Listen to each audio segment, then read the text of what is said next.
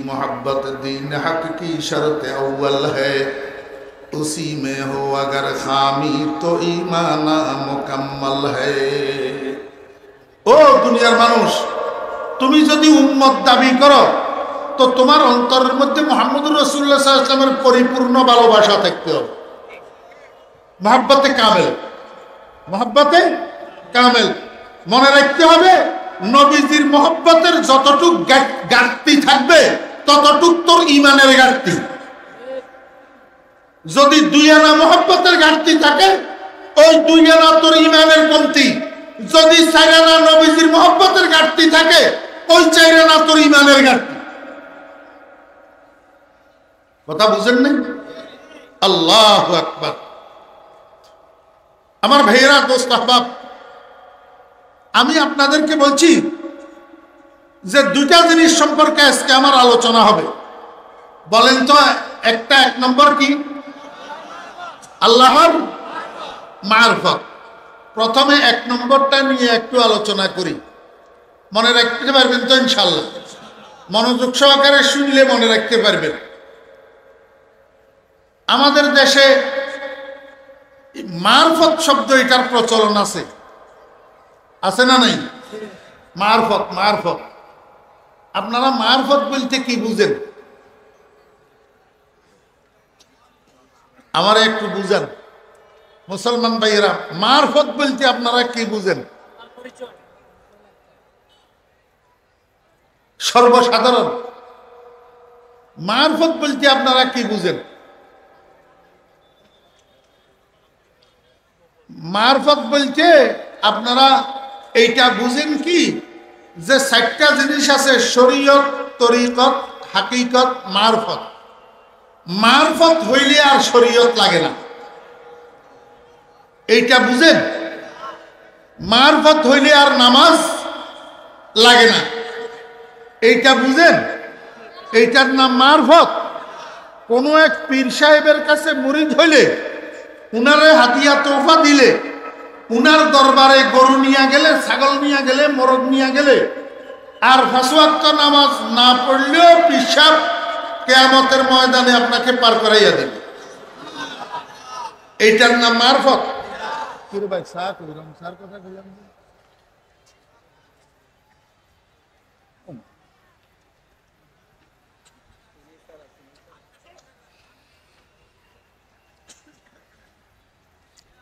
মনোযোগ আছেন? সব বুঝে আসবো, আমি ধারাবাহিকভাবে একটু বলি, আয়াতের তরজমাটা করি। আল্লাহ পাক কি বলছেন? ওয়ামা খালাকতুল জিন্না ওয়াল ইনসা। অর্থ কি? আমি জিন এবং ইনসানকে সৃষ্টি করি নাই ইল্লা লিয়াবুদুন, কিন্তু এই জন্য যে তারা যেন আমার ইবাদত করে। অনুবাদ ঠিক আছে নি? মনোযোগ আসেনি? নাই।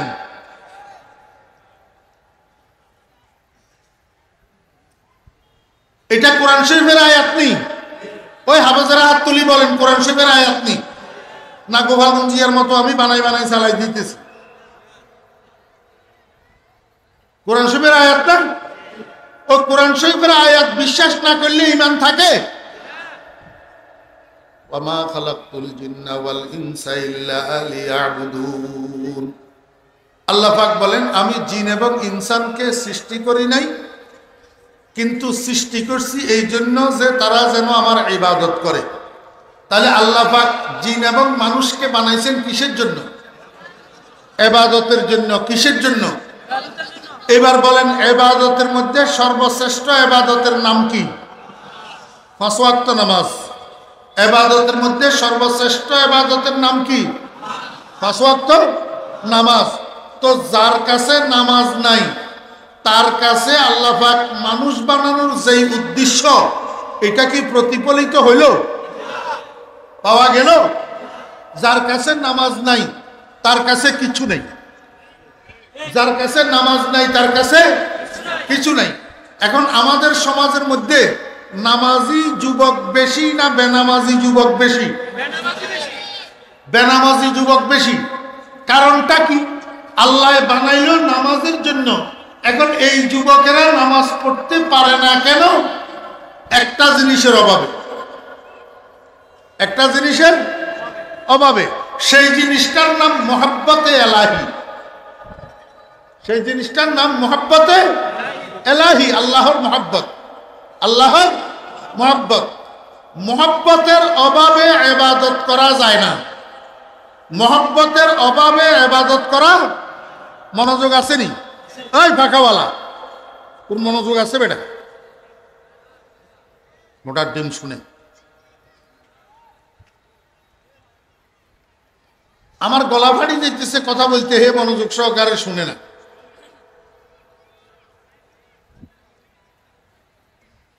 মোহাব্বতের অভাবে ইবাদত করা সম্ভব হয় না।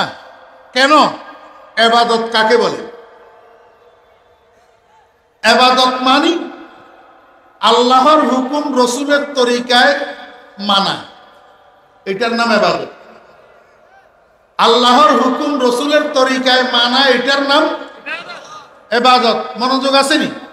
নাই। ওই ফাসকালিয়ালা হুজুর এদিকে তাকাই রয়েছে, আলেম মানুষ, মনোযোগ নেই। আমি এখন বাচ্চা বলা না, আমি বুড়া হয়ে গেছি, আমার 63 বছর বয়স চলে। শাসন করার আমার অধিকার আছে। অমনোযোগী ছাত্র আমার মনে চাই গুলি করে দিত। আমি দেখতে পারি না অমনোযোগী ছাত্র। অমনোযোগী মানুষের দুনিয়াও বরবাদ, আখিরাতও বরবাদ। ইবাদত কাকে বলে বলেন? আল্লাহর হুকুম রসুলের তরিকায় মানা, আল্লাহর হুকুম রসুলের তরিকায় মানা। আচ্ছা এই শুনেন, এই ভোলাই পিছনের দিকে তাকাইলি কা? বেটা এতক্ষণ মনোযোগের ওয়াজ করতেছি, তুই আবার পিছনের দিকে তাকাইলি।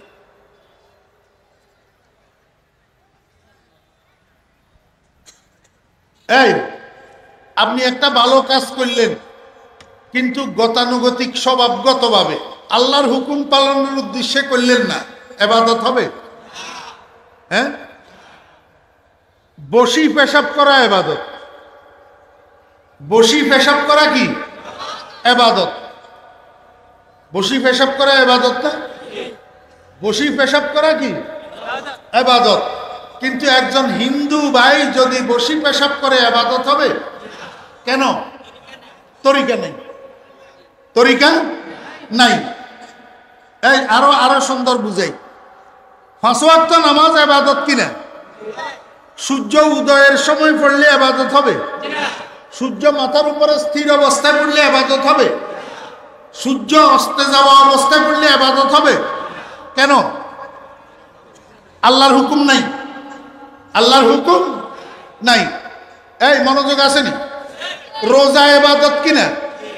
ঈদের দিন রোজা রাখলে ইবাদত হবে? পুরুষ কান্না ডান্ডা।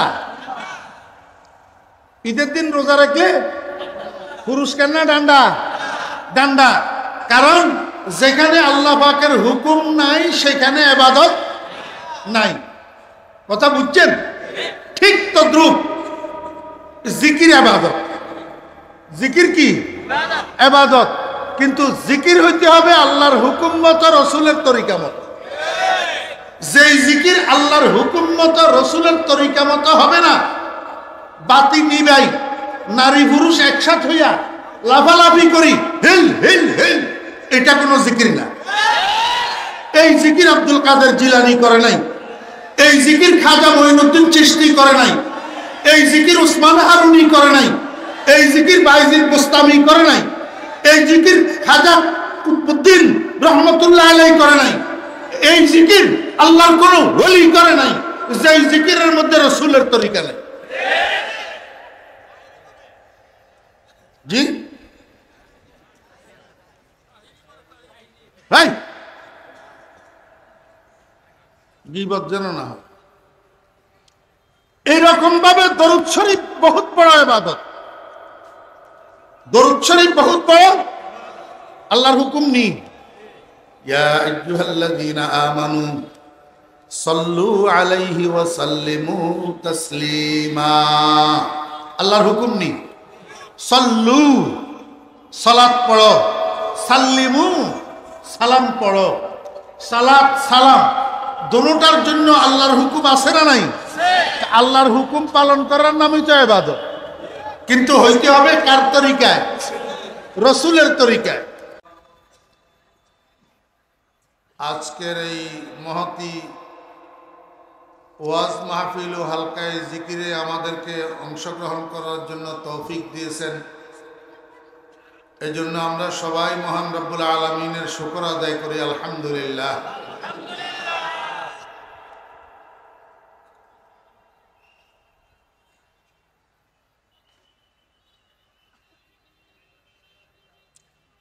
আজকের এই সমাবেশটা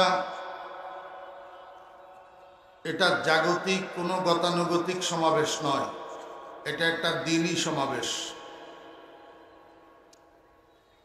এটা আমরা মুসলমানদের একটা ধর্মীয় অনুষ্ঠান। অতএব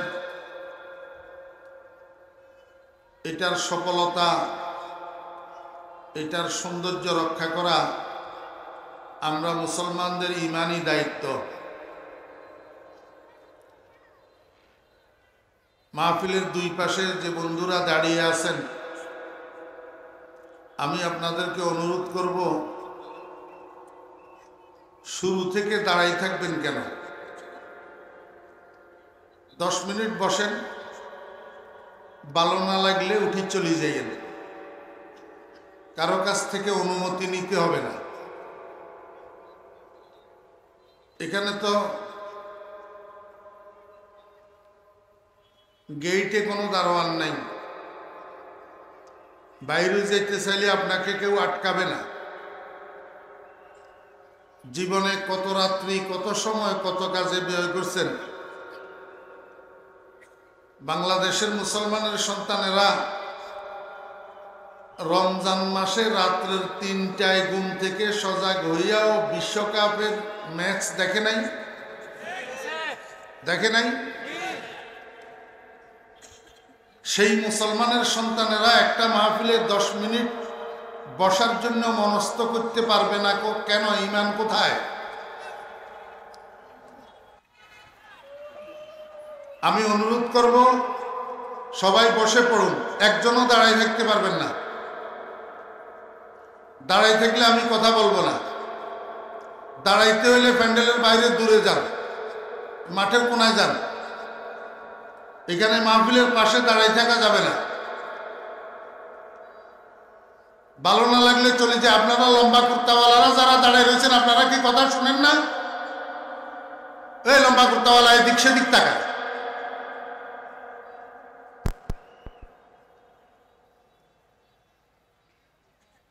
তোমরাই যদি মাহফিলে বিশৃঙ্খলা করো,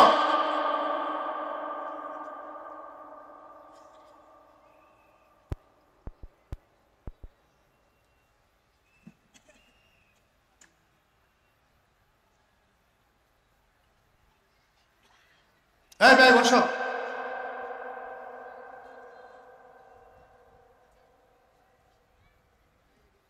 সব গতানুগতিক হইয়া গেছে। এই কারণেই তো মাহফিলের আগের দিনও বেনামাজি, পরের দিনও বেনামাজি। মাহফিলের আগের দিনও মিথ্যাবাদী, পরের দিনও মিথ্যাবাদী। আর ওয়াজ শুনলে লাভ হইল কি? বদভ্যাসে যদি সারা না যায়, শাইখে চরমনের কাছে বয়াত হইলেও কি লাভ হইল?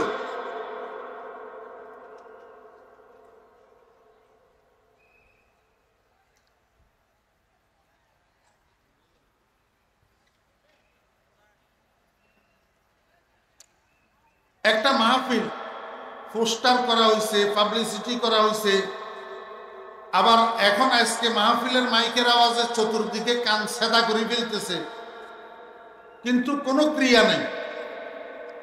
মাইকের থেকে কি বলা হইতেছে সেই দিকে কর্ণপাতই করে না, শুনেই না। এটা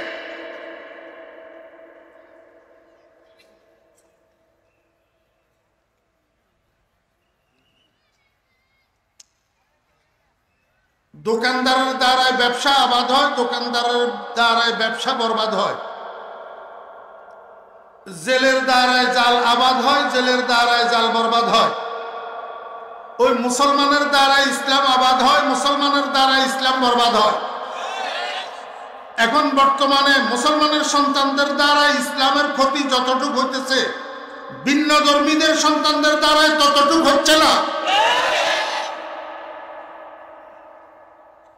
মুসলমানের সন্তানেরা সব প্লাস্টিকের আমের মতো মুসলমান হয়ে গেছে। শুদ্ধ করে তাশাহুদটা মুখস্থ জানে না, শুদ্ধ করে জানাজার নামাজের দোয়াটা মুখস্থ জানে না, শুদ্ধ করে দরুদ শরীফটা মুখস্থ জানে না। মুসলমানের বাচ্চা কবর জিয়ারতের দোয়াটা শুদ্ধ করে জানে না।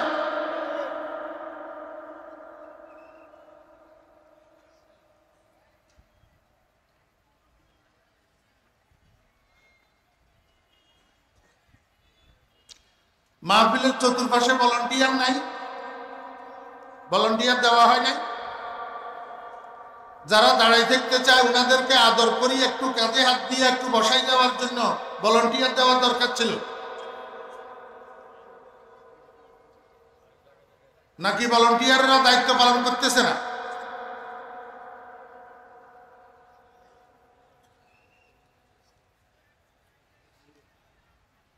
আমি অদম খুতবার পরে আপনাদের সামনে আল্লাহ পাকের পবিত্র কালামের অত্যন্ত সুপরিচিত, বহুল পরিচিত একটা আয়াতে কারিমা তেলাওয়াত করছি। সর্বসাধারণত জানেন, ওলামায়ে কেরাম তো বেশি জানেন, তালেবে ইলম ভাইদের তো মুখস্থই আছে। কেউ কেউ কেউ আবার মনেও করতেছেন, কিরে হুজুর এই আয়াত দিয়া কি বয়ান করবে, এইটা কেন তেলাওয়াত করতেছে? ওয়ামা খালাকতুল জিন্না ওয়াল ইনসা ইল্লা লিয়াবুদুন।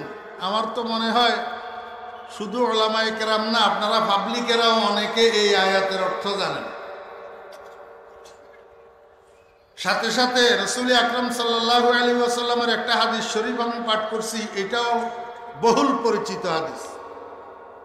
লা ইউমিনু আহাদুকুম হাত্তা আকুনা আহাব্বা ইলাইহি মিন ওয়ালিদিহি ওয়া ওয়ালাদিহি ওয়ান নাসি আজমাইন। আমার আজকের আলোচনার বিষয় দুইটা। কয়টা? সবাই বলেন। এখান থেকে মুখস্থ করে উঠতে হবে, শুধু কানসুপ করলে হবে না। আলোচনার বিষয় কয়টা?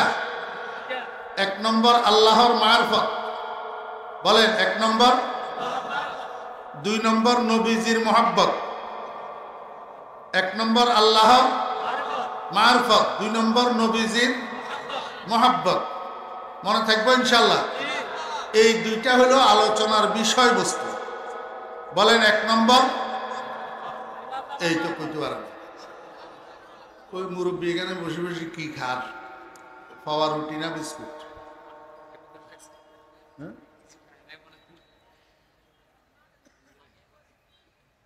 এক নম্বর আল্লাহর মারফত, দুই নম্বর নবীজির মহব্বত। এই দুইটা জিনিস লইয়া আমাদের সমাজের মধ্যে একটু ভুল বুঝাবুঝি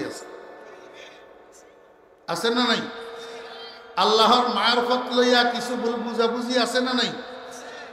আল্লাহর মারফতের মধ্যে এক নম্বর দুই নম্বর আছে না নাই? ঠিক নবীজির মহব্বত লইয়াও আমাদের মধ্যে কিছু ভুল বুঝাবুঝি আছে, এটার মধ্যেও এক নম্বর দুই নম্বর আছে। আমি অদম, এই দেখেন, এই কান ধরলাম, অহংকার করে বলতেছি না, শুধু আপনাদেরকে বোঝানোর জন্য। 12 বছর মাদ্রাসায় পড়ছি, 12 বছর মাদ্রাসায় পড়ছি। লেখাপড়া শেষ করার পর থেকে এই পর্যন্ত 40 বছর হয়েছে। এই 40 বছরের মধ্যে 2 বছর বাদ দিয়া আর 38 বছর আমি শিক্ষকতায় নিয়োজিত, আলহামদুলিল্লাহ। কয় বছর? এই 38 বছরের শিক্ষকতার জীবন পুরাটা না, রানিং 8 বছর বাদ দিলে আর বাকি 30 বছর আমি নাজমে তালিমাত, অর্থাৎ শিক্ষা পরিচালক, এডুকেশন অ্যাডমিনিস্ট্রেটর। এই 30 বছরের মধ্যে 16 বছর আপনাদের দোয়ায় আল্লাহ পাক মেহেরবানি করি আমাকে ছাত্রদেরকে সামনে লইয়া বুখারী শরীফ সামনে লইয়া বসার তৌফিক দিছে। কয় বছর? এই কারণে মানুষ আমাকে শাইখুল হাদিস বলে। আমি আল্লাহ পাকের শুকর আদায় করি বলতেছি, দোয়াজদাহুম থেকে মেশকাত জামাত পর্যন্ত এমন কোন কিতাব নাই যেটা এই অদমের দরসে গুজারে নেই। 1 বছর হইলেও আমি সব কিতাব পড়াইছি, এমনকি উর্দু কায়দাও পড়াইছি। দাওরায়ে হাদিসের মধ্যে বুখারী শরীফ আউয়াল, বুখারী শরীফ সানি, মুসলিম শরীফ আউয়াল, তিরমিজি শরীফ সানি, নাসাই শরীফ, মুয়াত্তা মুহাম্মদ, এই কিতাবগুলা সামনে লইয়া বসার আল্লাহ পাক আমাকে তৌফিক দিছে। আমি অদমকে বাংলাদেশের মানুষ আলেম কয়, কি কয়? কয় না? না কয়? মানুষ আমার কাছে মাসালা জিজ্ঞেস করে, মানুষ আমার কাছে মাসালা জিজ্ঞেস করে। আমি ফতোয়া পড়ছি এবং পড়াইছি। আল আসবাব ওয়ান নাজায়ের উসুলে ফতোয়ার কিতাব আমি পড়াইছি। অতএব আমি মুফতি, আলহামদুলিল্লাহ। আজকে এখানে আপনারা যে আমাকে দাওয়াত করছেন, আলেম হিসাবে দাওয়াত করছেন না? আমি এই কথাগুলা বলতেছি এই জন্য যে রোগীর চিকিৎসা তার ডাক্তারে বুঝে না ইঞ্জিনিয়ারে বুঝে। বিল্ডিং এর প্ল্যান এস্টিমেট করে ইঞ্জিনিয়ার বুঝে না ডাক্তার বুঝে। চোখের চিকিৎসা আই স্পেশালিস্টে বুঝে না হার্ট স্পেশালিস্টে বুঝে। তো আল্লাহর মারফত আর নবীজির মহব্বত একজন আলেমে বুঝে না অনালেমে বুঝে? এই কথাটা বোঝানোর জন্য একদম লম্বা ভূমিকা সাজাইলাম। আল্লাহর মারফত একজন আলেমে বুঝে না অনালেমে বুঝে? মনোযোগ আসেনি?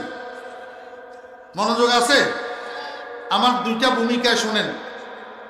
এই দুটোটা ভূমিকা আমার পীর সাহেব হুজুরের ভূমিকা। আমার কলিজার টুকরা শেখ হযরত মাওলানা শাহ জমির উদ্দিন নানুপুরি রহমতুল্লাহ আলাইহি বলতেন, বাবা, যে না বুঝে মনে মনে তারে বুঝাইতে পারে কনে। যে না বুঝে মনে মনে তারে বুঝাইতে পারে কনে। এই কথাটা আপনারা বুঝছেন? কি বুঝছেন? যে নিজে বুঝার চেষ্টা করে না তাকে কেউ বুঝাইতে পারে না। কারণ একটা মানুষ যদি সত্যি সত্যি ঘুমায়, তাকে জাগানো যায়। যে ঘুমের ভান ধরেই থাকে তাকে 7 লাথি দিয়েও জাগানো যায় না। এই কথাটা মনে রাখবেন। যে না বুঝে মনে মনে তারে বুঝাইতে পারে কনে।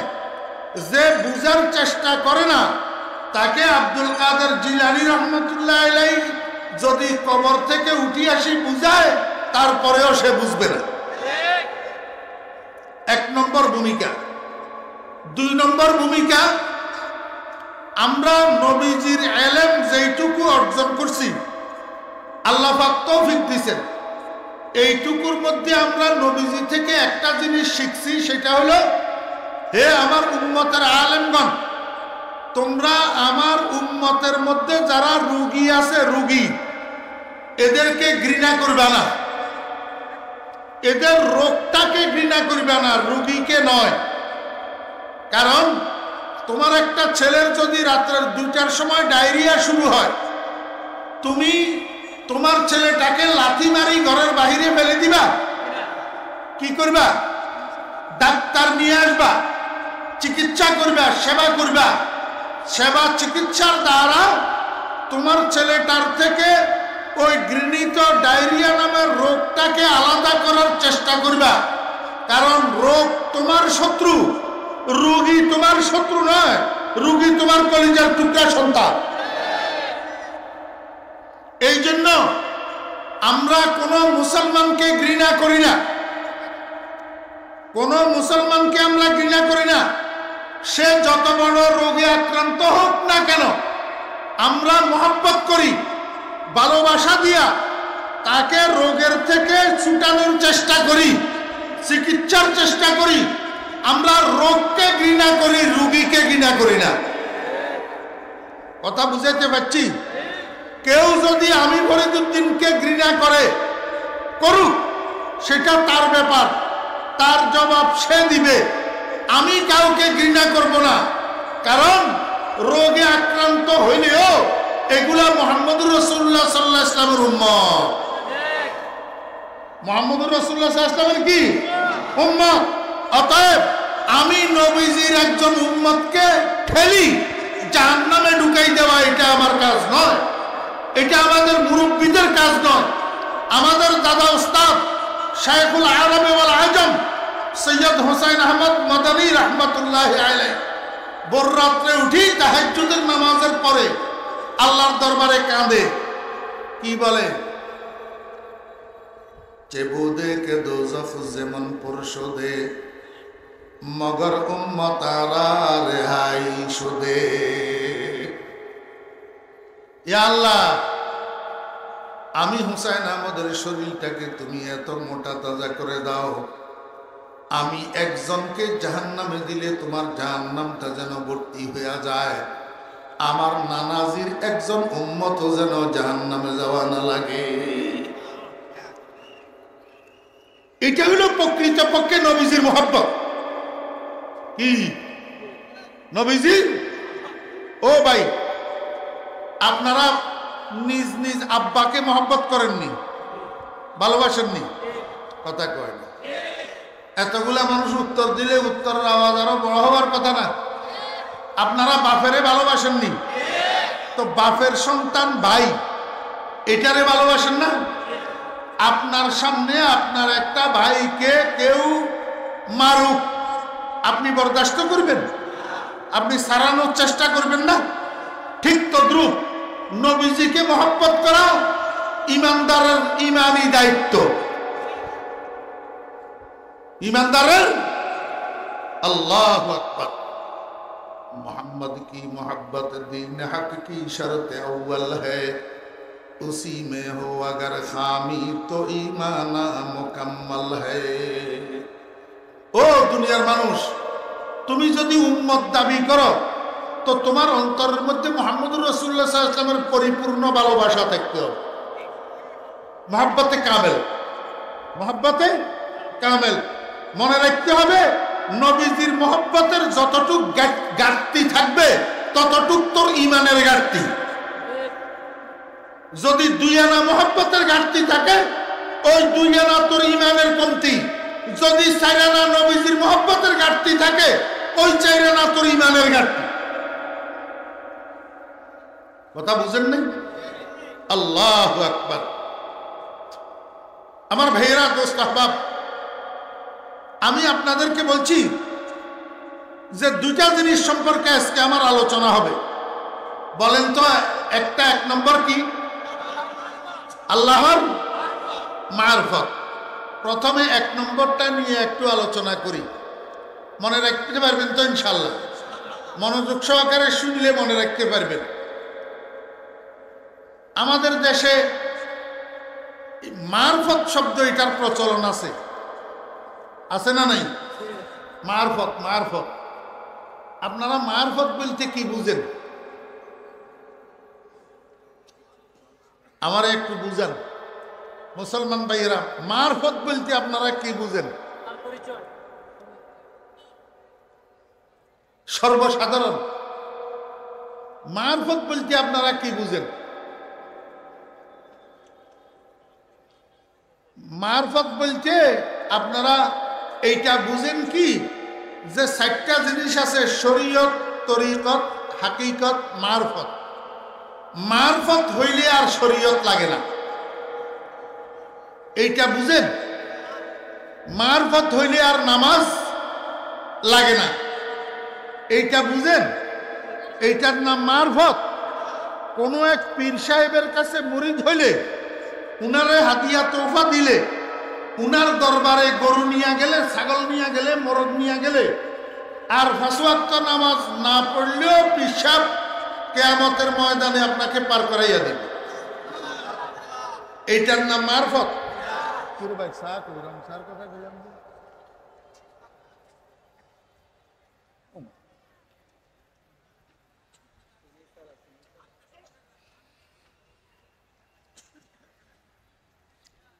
মনোযোগ আসেনি?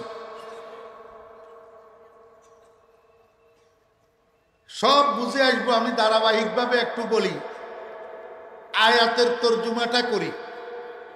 আল্লাহ পাক কি বলছেন? ওয়ামা খালাকতুল জিন্না ওয়াল ইনসা। অর্থ কি? আমি জিন এবং ইনসানকে সৃষ্টি করি নাই ইল্লা লিয়াবুদুন, কিন্তু এই জন্য যে তারা যেন আমার ইবাদত করে। অনুবাদ ঠিক আসেনি? মনোযোগ আসেনি? নাই।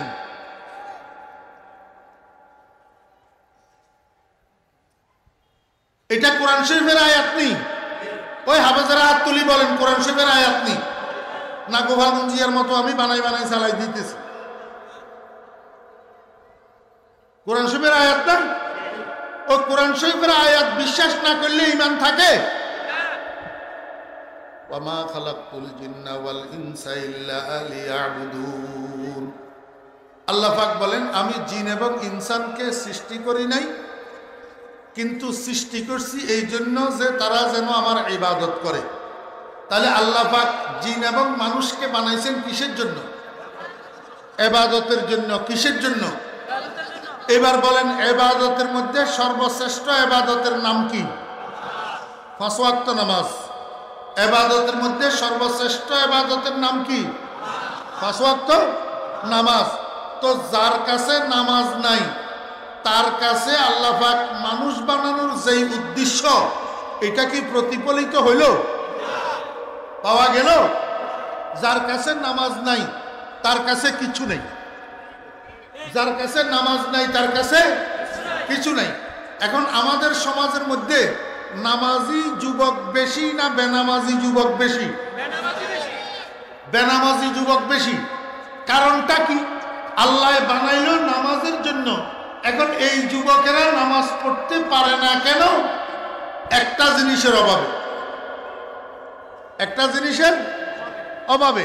সেই জিনিসটার নাম মুহাব্বতে এলাহি। সেই জিনিসটার নাম মুহাব্বতে এলাহি, আল্লাহর মুহাব্বত। আল্লাহর মুহাব্বত। মুহাব্বতের অভাবে ইবাদত করা যায় না। মুহাব্বতের অভাবে ইবাদত করা। মনোযোগ আসেনি? ওই ফাঁকাওয়ালা, তোর মনোযোগ আছে বেটা? মোটার ডিম শুনে আমার গলা ফাড়ি যেতেছে কথা বলতে, হে মনোযোগ সহকারে শুনে না।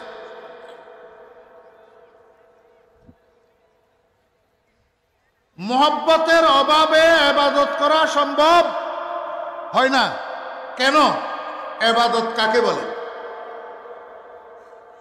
ইবাদত মানি আল্লাহর হুকুম রসুলের তরিকায় মানা, এটার নাম ইবাদত।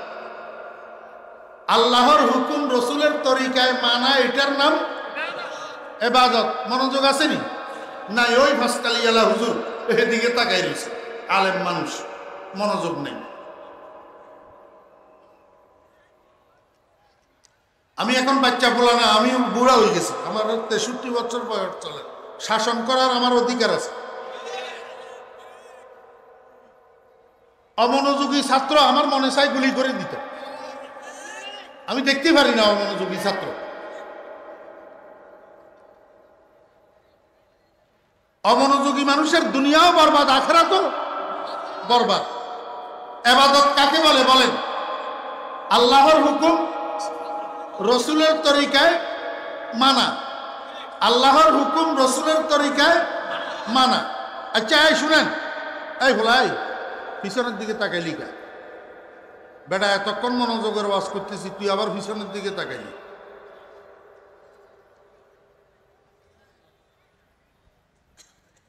এই আপনি একটা ভালো কাজ করলেন, কিন্তু গতানুগতিক স্বভাবগতভাবে আল্লাহর হুকুম পালনের উদ্দেশ্যে করলেন না, ইবাদত হবে? হ্যাঁ, বসি পেশাব করা ইবাদত। বসি পেশাব করা কি ইবাদত? বসি পেশাব করা ইবাদত না? বসি পেশাব করা কি ইবাদত? কিন্তু একজন হিন্দু ভাই যদি বসি পেশাব করে ইবাদত হবে? কেন? তরিকা নেই, তরিকা নাই। এই আরো সুন্দর বুঝাই, 5 ওয়াক্ত নামাজ ইবাদত কিনা? সূর্য উদয়ের সময় পড়লে ইবাদত হবে? সূর্য মাথার উপরে স্থির অবস্থায় পড়লে ইবাদত হবে? সূর্য অস্তে যাওয়া অবস্থায় পড়লে ইবাদত হবে? কেন?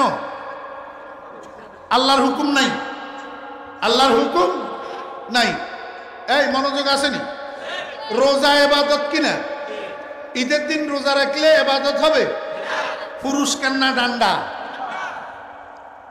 ঈদের দিন রোজা রাখলে পুরস্কার না ডান্ডা? ডান্ডা। কারণ যেখানে আল্লাহ পাকের হুকুম নাই সেখানে ইবাদত নাই। কথা বুঝছেন? ঠিক তদ্রূপ জিকির ইবাদত। জিকির কি ইবাদত, কিন্তু জিকির হইতে হবে আল্লাহর হুকুম মতো, রসুলের তরিকা মতো। যেই জিকির আল্লাহর হুকুম মতো, রসুলের তরিকা মতো হবে না, বাতি নিবাই নারী পুরুষ একসাথ হইয়া লাফালাফি করি হেল হেল হেল, এটা কোনো জিকির না। এই জিকির আব্দুল কাদের জিলানী করে নাই, এই জিকির খাজা মঈনুদ্দিন চিশতি করে নাই, এই জিকির উসমান হারুনি করে নাই, এই জিকির বাইজিদ বুস্তামি করে নাই, এই জিকির খাজা কুতুবউদ্দিন রহমতুল্লাহ আলাইহি করে নাই, এই জিকির আল্লাহর কোন ওলি করে নাই, যে জিকিরের মধ্যে রাসূলের তরিকা নাই। জি ভাই, গীবত যেন না। এইরকম ভাবে দরুদ শরীফ বহুত বড় ইবাদত। দরুদ শরীফ বহুত বড়, আল্লাহর হুকুম নি ইয়া আইয়ুহাল্লাযীনা আমানু সাল্লু আলাইহি ওয়া সাল্লিমু তাসলিমা। আল্লাহর হুকুম নি সাল্লু সালাত পড়ো, সাল্লিমু সালাম পড়ো। সালাত সালাম দুটোটার জন্য আল্লাহর হুকুম আছে না নাই? আল্লাহর হুকুম পালন করার নামই তো ইবাদত, কিন্তু হইতে হবে কার তরিকায়? রসুলের তরিকায়। আপনারা আমাকে বুঝি থাকলে একটু বলেন,